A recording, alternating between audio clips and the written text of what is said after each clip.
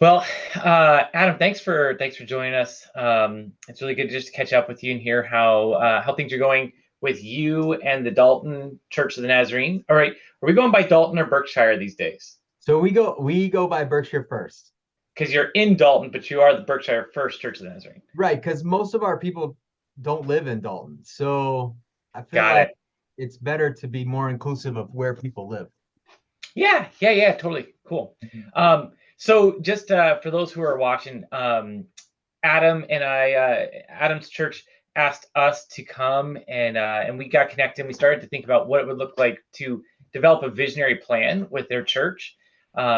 At the time, Adam, you were just a year or two in Yeah, at I that was point. only when we started, I was only in like 3 months, 4 months. Was it that It soon? was it was Oh really man, short when we I thought started. it was okay. All right, so we came and worked with you guys. We did a visionary weekend with you guys where we sat down with a team of people from your church, and I Mhm. thought one of the really interesting parts for me was that you were the first church that we've worked with that asked teenagers to be a part of your team, Yeah. which was really kind of cool because they brought a very different perspective, which I thought was helpful. Um, but this is sort of an update. I just thought it'd be cool to record this and share with other people, kind of how God's been moving through that plan.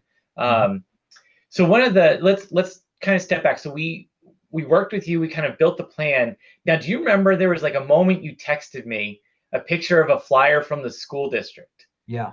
You remember Yeah. that? So real quick, like share like that moment, share like that because that was like one of the first things that happened after we kind of helped you put together this plan, like this God moment happened. um share that with us real quick. Yeah, so that was kind of the first affirmation that our church's new vision was in the right direction. Mm, So our church's vision is that every child will have the resources to thrive in life, and we really have kind of gravitated to that word thrive. We put it on T-shirts. It's kind of that's our vibe. That's our word, right? And about a month or so after we came up with this vision, we were still in the process of drafting paperwork and stuff to push it out to the church. We were working through the board and our vision team. And my wife came home because she teaches in the Pittsfield School District, which is the school district right next to the town the church is in. So it's the mm, larger school district in the area. And their new direction for the upcoming years, they had the word thrive in their new mission and vision statement. And theirs was that kids would thrive in life. yeah, It was like, no way. That's that's exactly what we said. So it was just this huge affirmation for us that we were in the right direction. And the cool thing is we keep getting those. So more and more mm, organizations that work with families or youth, one they have this word thrive like built into what they're doing. So it's just been huge for us to see those constant affirmations that we're going in the right direction. yeah, that's really interesting because I remember when we were together. One of the moments that really stuck out to me was that when uh I don't remember her name, but one of the teenagers, she was speaking about because the room was kind of trying to figure out like what is this thing? Like what is this thing that God's calling us to? And it was really when the input from one of the students in your group that really kind of catalyzed the whole idea. If I Yeah. remember correctly. Yeah, it was really interesting. Yeah, we had two teenagers Yep. in our group. One was a junior and one was a sophomore Yeah. in high school. And they just kind of began to share within their groups. First, they were in two separate groups, and within their group, they were both kind of sharing about the needs of the high schools and this depression and anxiety and stuff that kids were going through in middle school and high school. And when we got all a group back together, we were trying to wrestle through, well, what does that look like? And these teenagers, especially the girl, she just was like, well, we need to help people get through life. We need to help people, especially kids and teenagers, like succeed in life. There's a lot of kids that are feel like they're losing in life. And so it was huge to see that and kind of figure out how do we work that? Where do we go with that? But yeah, that was huge. And because of our youth influence in that process, I think it's taken on new life in our church. Mm. Um, if it's just adults trying to figure it out, I think it's limited. But because we have both teens involved, and now we have some kids growing up that are in this part of the system, and they're passionate about it, and they want to get their friends to be a part of it, and so it brings a lot of life to the dynamic of our church right now. Yeah. So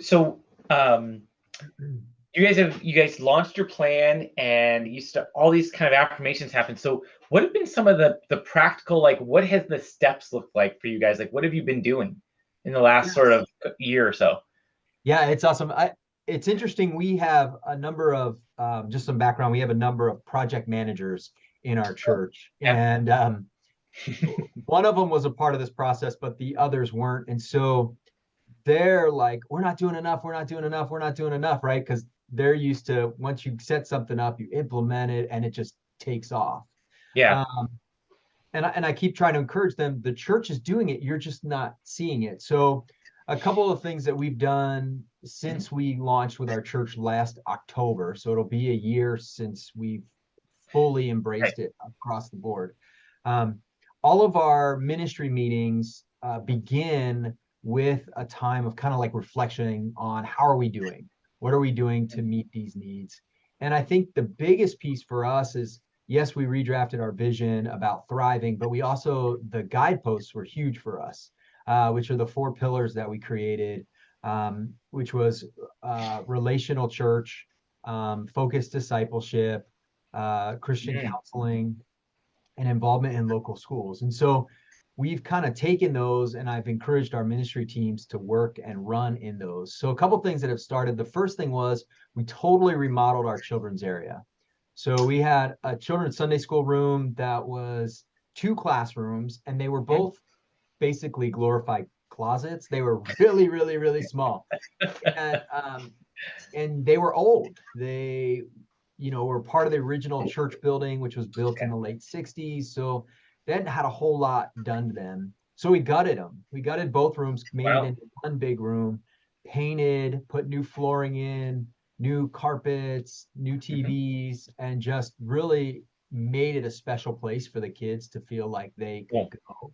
go. Because before that, our children's ministry wasn't even using those rooms. They were so old and outdated. They were in the fellowship hall.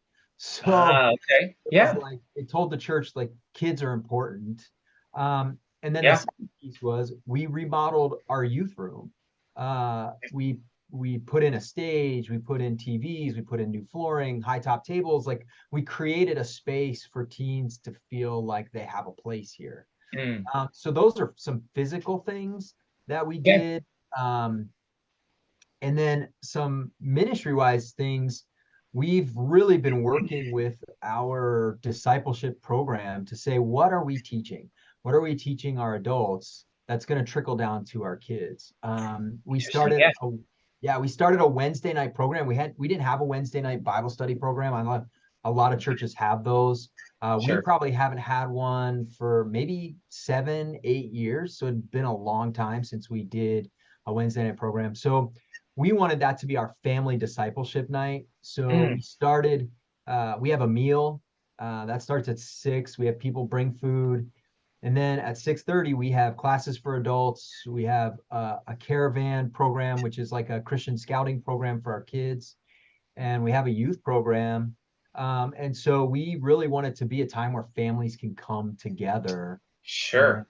invest together. So, that was all birthed out of this visioning process that we took on, Yeah. guys. And it's been awesome. It's been awesome to see how our discipleship is getting more purposeful. It's not just, hey, let's do some denominational curriculum for everybody. We don't care where it takes us or what it does. We're now Sure. thinking, okay, how do we move people? What can we do that will change an adult's life so that a kid's life is changed? And so that's Yeah. been really exciting, the practicality and the outflow of that. That's Um, awesome. So let me step back real quick because you mentioned something that I think a lot of churches tend to maybe miss. It sounds small, but I don't think it is. I think it's actually quite big. So you said that like when your teams get together and they meet, you yeah, start with this moment of reflection, kind of like kind of a check, like, hey, are we still, where are we kind of in the journey? Are we moving forward? Are we moving backwards? Why are we moving backwards? Why are we stuck? Things like that. Yeah. Can you give us just a quick, like, what does that actually look like in practice? Like, how do you do that? Yeah, so I'll take our board, for instance, because Yeah. that's like the foundation of our church is our leadership board.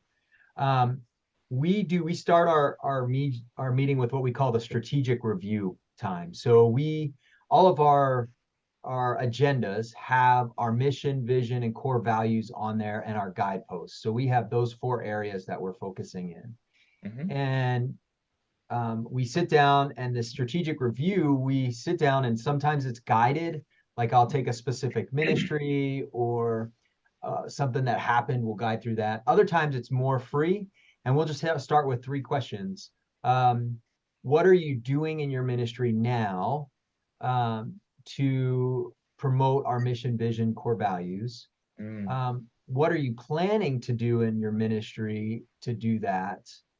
And those 2 questions just builds excitement, and it gets our ministry leaders, our church board, like always focused on that. And then as we go through our board meeting, we've started with, okay, this is who we are as a church. Now we can do the business of what we are because we remember who we are. I think that's so huge. I mean, it's so simple, yet at the same time, it keeps your focus. It keeps people on the same track, and it's encouraging. You have this opportunity that you create by, like, if someone's struggling or something's not going well, you have a chance to encourage, and if things are going well, you have a chance to cheer on, right? Like, it just gives you all that possibility. Yeah, I think that's huge, because I know a lot of churches sort of, you have your board meeting, you have your agenda, you just kind of go through the motions in it because you got to check off some things on the list. That's really helpful. I think a lot of pastors will appreciate that. So okay, some of our board members think that's like the best part, right? Because sure, they it get beats to a finance report, doesn't it? yeah. And they get to have that reflection and opportunity to see that God is moving. There's oftentimes in a board meeting, you're just about the business, and you forget to know that there's a bigger picture. There's a kingdom building aspect of what we do. That's really what we're all about. And so doing this strategic review first thing, it gives people that opportunity to voice and hear what God's at work doing in our midst. It's cool. Very cool. Very cool. So, okay, so you're about a year in now. What does that, like, in your mind? You're a year in, so now what does it look like? Because part of that visionary plan is, like, you have a 1-year kind of stretch goal, right? And so now you're nearing the end of that. Yeah. What are in your mind, what are the steps that you guys are going to be taking here soon to kind of refresh things and reset the target, reset the goals? Yeah. So our original goal for 1 year was to get the vision kind of weaved into everything we do. And really begin working it into our ministries. I think where we're at now is we actually have to start purposely moving towards the goals. So we set up the 4 guideposts, and we've woven those emphases into our ministries, but we haven't taken them on as new things. We've woven them into what we're doing, except for the Wednesday night family discipleship night. We haven't really jumped into, like, how are we involved in the local schools? What do we need to do to pursue more Christian counseling? Because that's something we don't have in our community. And so I think that's where we're at now is, okay, if these are our 5-7 year goals, now we have to start thinking new. Where are we going? Because I think we've really implemented it into our existing ministries, and even the Wednesday night program is kind of new, but most churches do Wednesday night, so it's really a rebirth of an old program. Sure. So, like, really thinking, what do we have to do next? What is the new thing we have to do to get involved in the community, to do Christian counseling, those kind of things? Yeah. So how has having having had sort of a visionary plan, how has that helped you as a pastor? I mean, almost a brand new pastor, really, at your Yeah. church. How was it helpful to have a plan in place like that for you? Yeah. So I am, uh, I like to have a plan. I'm a very plan driven, very organized person. Okay. And I really think that the church pastor relationship really is founded in where the church is going and what the church is doing. And I think churches should hire pastors based on their trajectory and what they've kind of established as their niche. And so when I was hired here, there was no niche. They just did ministry because they've always Yeah. done it. Nobody could explain why. And so putting Mm, this vision process together, now as a pastor, I know why we do what we do. And so I can focus my energies more directly. And I can say no to things because that's not a part of our mission and our vision. That's out here. And so I can say, no, I don't need to do that. I need to be focused here. And so it's really helped me as a pastor to focus my energies and my time and my resources yeah. direction where the church wants to go and we feel God's calling us rather than all over the place. Sure. Just kind of throwing things at the wall to see what sticks, right? Like, Yeah, exactly. Yeah. yeah. So then on the flip side of that equation, then is like, how do you feel like it's been helpful to the whole church? Because if Yeah. that's you as a pastor, how is having a plan like that help the church? Yeah. I think the church now knows where they're going, right? So Yeah. they can say, when there's conflict, right? The conflict that comes up because like most churches in New England, especially in New England, we have a very aging population. And Okay. so, when something comes up that conflicts with how church has always been done or how somebody thinks church should be done, uh, I, as a pastor or my leadership team, can go back and say, hey, we're doing this because this is where our vision, this is where we're directed, not Mm, just because we want to do something new. It's very purposeful. And so people can then get behind that and say, oh yeah, I remember that. We are pushing in that direction. And it doesn't make the conflict disappear, but it makes mhm. it easier to navigate because now everybody's on the same Interesting. page. Sure. And it can be directed back to that. So basically the vision can be the bad guy when people get when people get upset rather than a person being the Yeah. bad. Sure. Sure. No, that makes sense. It makes it a lot easier when you have some sort of a bigger picture to point to, Yeah. that's motivating this whole thing versus just sort of a good idea or a well intention. No, that makes a lot of sense. It does. I think the other part too is when people like where you're going, when they like the vision, they draw Sure. other people into it. My background is in nonprofit. So when I ran a nonprofit, everything was about mission and vision. People Sure. give to mission and vision. And Mhm. so I think it's true in the church too. People will recruit, people will invite their friends, people will draw other people in if they're excited about where the church is going. And if they don't know where the church is going, they can't get excited about it. But with this visioning process, it gave us language to put behind where we were going, and people could read that, see that, and embrace it. So So that's an interesting point, Adam. What in regards to that, like how have you seen like what changes have you seen? Are people inviting have you seen an increase in sort of like people inviting others, new yeah. people coming to church? Like talk a little bit about that part. Yeah, so the two biggest things that churches evaluate health and growth on Yeah. is Right. finances and attendance, right? So that's the Of two course, biggest right? things. Yeah. Um, we forget about the narrative of discipleship and growth, but Yeah. we say, are there people in the seats and are they giving?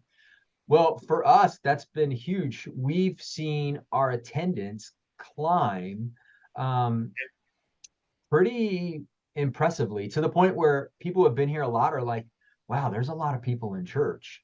Mm, I mean, we're not large congregation, but when I started, we were averaging, right before I got here, averaging about 60 people.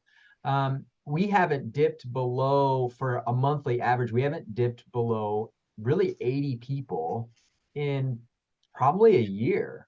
wow. And we're knocking on the, that benchmark of 100 people average every couple months. So like we've seen that growth and new people coming.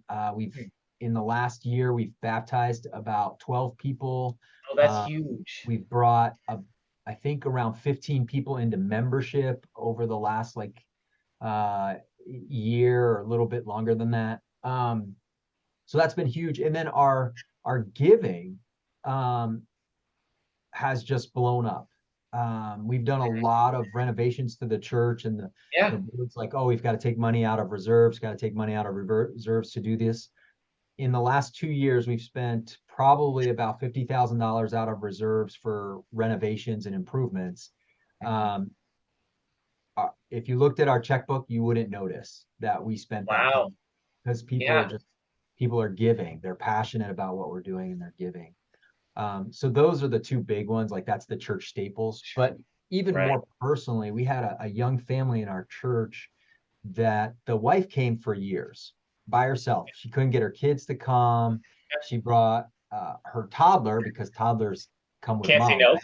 Yeah, right. So but she couldn't get her teenager to come and her husband to come.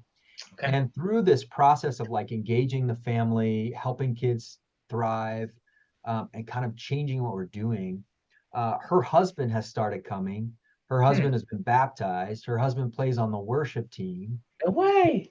It's changing. Their teenage daughter now is coming and has gotten involved in the children's ministry, has come to youth group, has started bringing her friends. Like, she wanted nothing to do with church, and now she's an evangelist, bringing people with her. So, Yeah. like, that narrative story is huge, and it's not just them. We're seeing that happen all over the church in different families, different individuals who are coming to church. So it's been really cool to see God move, and I attribute it to the vision process, because when you Yeah. have a purpose and you know what you're doing, you're not just taking a shotgun and shooting the wall and say, okay, I like this hole or that hole. You're being a lot more specific to your target, and I think you can Sure. feel better that way. Well, I think it's so. Thank you for moving into that story. I was going to ask you anyway, because Yeah. you're right. Like, the attendance stuff and those metrics are helpful. Those outputs are really helpful because they Mhm. help us. They do put some color on the story because we see some things happening, right? Right. And so it does help to pay attention to those things. However, what we're really looking for is exactly what you just talked about, and it's really interesting that you have a teenager who's now becoming, kind of an evangelist and Yeah. bringing people with her. Like that's such a that transformation is huge, It is and huge. to see it happening. Like you guys have this vision to see like the children thrive, but really you knew from what I know of your visionary plan, right? Like you knew that to reach the children, we are going to have to address the family unit at some point. Right. But that story is is exactly what that weekend we set out when we finalized that weekend when we finished. Like that was what we were aiming for, and so here we Yeah. are a year later talking about that exact story. So Yeah. it's pretty awesome. That's Yeah, awesome. it is awesome. And to see, our vision is that kids will have the resources to thrive in life, and our children and youth programs are the heart of that. Yeah. And Sure. really that's why we emphasized, the physical structures of where they worship and where they meet. But like we're seeing our young people really, especially our teenagers, kind of jump into that.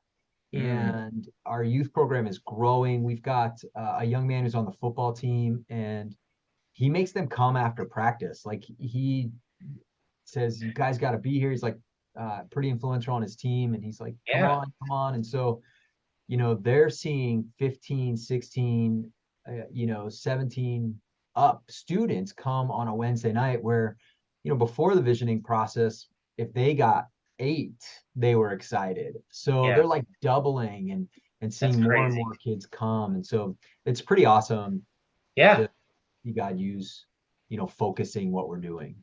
Yeah. Yeah. No, man, that's really cool. So let me ask you this. So if Yeah. knowing that we're going to share this video with some others and stuff, but there's going to be some other pastors that hear your story.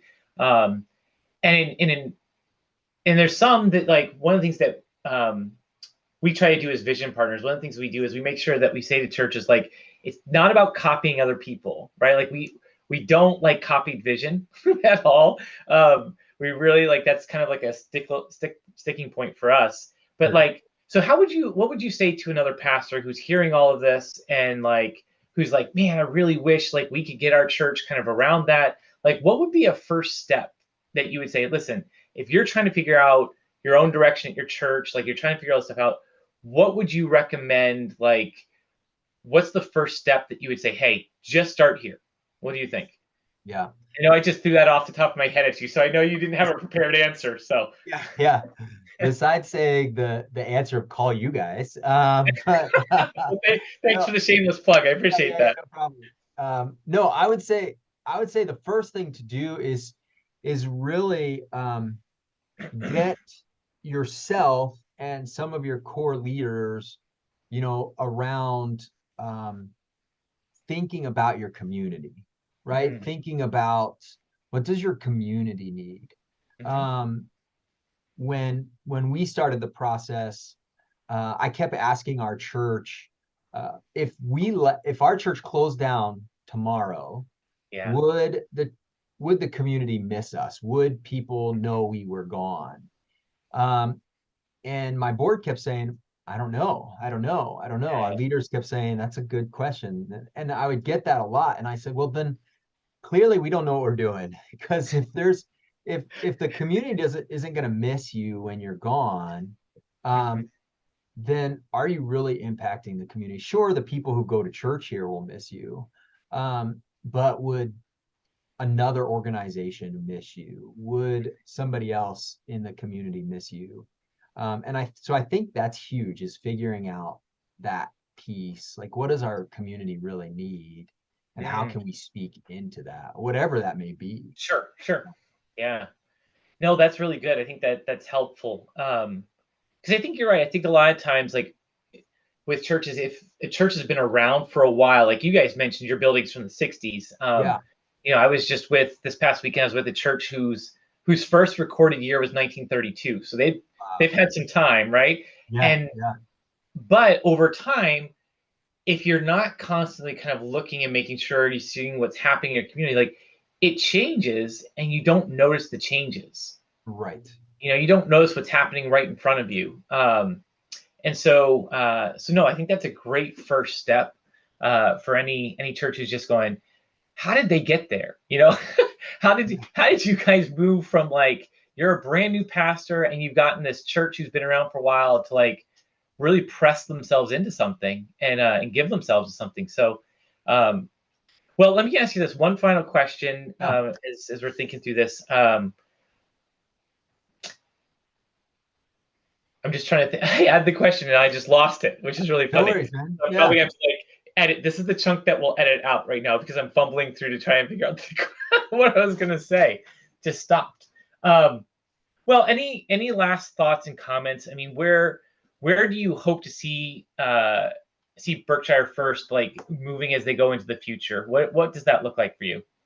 Yeah. So I really want to see our church um, begin to explode, and not just explode. Like, when you hear that, I think a lot of us go right to, okay, we want more numbers, we want this. I really Sure. want us to explode in our influence. um, Interesting. this church has been here not for super long time, but we've been here a while, Hmm and we've had pastors who have come throughout the years who have been more influential, more involved in the community, less involved in the community, all of that stuff. And I'd really like to see the church get onto a trajectory where it doesn't matter what pastor comes in or goes, but the church itself is passionate about the community. And so the church itself establishes its footprint. We really want to get involved in local schools. Like, that's a huge one for us. And we just don't know how. We hmm we don't know where to go or what to do. And so I think once we develop that and get that footprint in the school, I'd love to see that, just the church embrace that and mm really be, so when someone says, if the church closes, will the community miss you? Someone could say, yeah, because we do this at the local elementary school and nobody else is doing that. Or, we do this at the high school and we've got all these kids that we're, encouraging through this program. That's what I would love for our church to be, whether I'm here or not, um, whether the next pastor comes in or not. I'd love for the church to really have an identity where if someone asked, what would happen if you're gone? They could say, this would happen. Very awesome. Awesome. Well, Adam, thank you for taking Yeah, some man. time to walk us through kind of this, what it looked like for your church. We're so happy and so excited for you. And Thanks. we're just humbled that we could be a small part in that picture for you guys. But I think I think this is really awesome. It's just the stories of I know people grab numbers, but like the encouragement of the story of like hearing about that one family and how that's developing, but Yeah. also just this sort of persistent, like, and consistent sort of movement that you guys have. When your ministry teams meet, we're going to check in on each other, and knowing that our four pillars, we've got these initiatives that we know are right in front of us. And we're going to keep working towards them. I think just that sense that there's a very intentional movement Yeah. happening here. And the pace may is going to ebb and flow, but the fact that we are going to move, I love it. I think it's so awesome. I am so excited for you guys.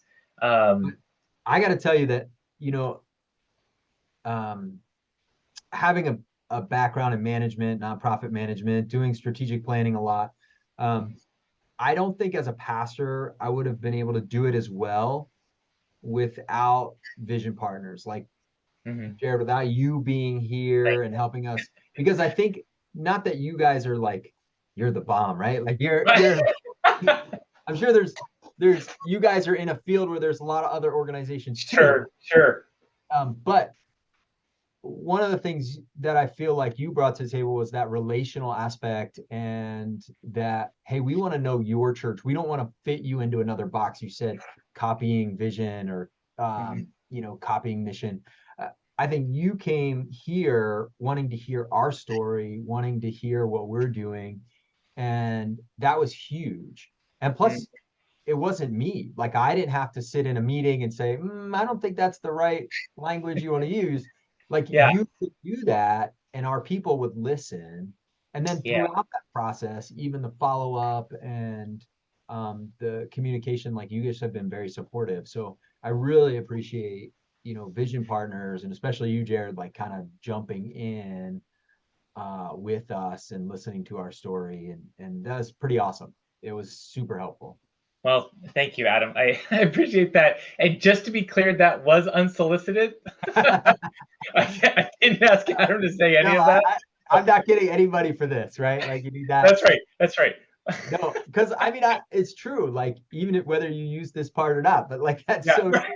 right. That you guys are awesome, and our church has benefited a lot Yeah, from that vision process and that weekend, and then the ongoing kind of communication. We've sure. really been helpful. No, I'm ecstatic for you guys. I love hearing what God's doing there in your neck of the woods. And certainly can't wait to hear how these things keep going. I think I don't think you're far off from the day that your community will miss you, Yeah. right? If you guys Yeah. aren't there, so I think that's huge. But again, thanks for taking a few minutes. I won't hold you too much longer, but I do appreciate you sharing your story. And yeah, we'll certainly share more down the road. Awesome. Sounds good. Cool. Thanks. All right, man.